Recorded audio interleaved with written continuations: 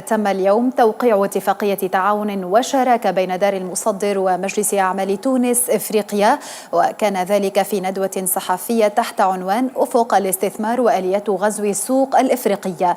وكشف رئيس المجلس بسام لوكيل عن مشاركة تونس في ملتقى إفريقيا الذي سينعقد خلال سبتمبر المقبل في العاصمة الفرنسية باريس.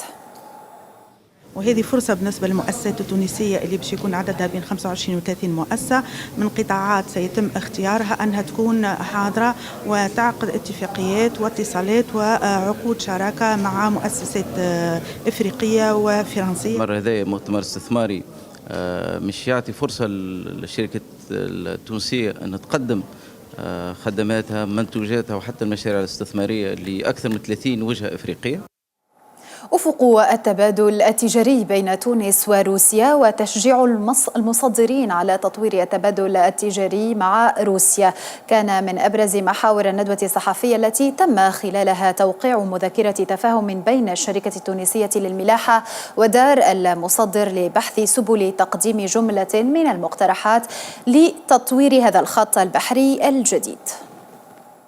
بالنسبة للتعريف في 33% بالنسبة للمنتوجات الفلاحية و25% للمنتوجات الباز ارتيزانال. الهام في المذكرة هذه هو اللي شجعنا الحقيقة الريدكسيون اللي تعملت الخفاء بالنسبة للمصدرين، شجع شركة تونسية للملاحة ثم دعم من سلطة الإشراف.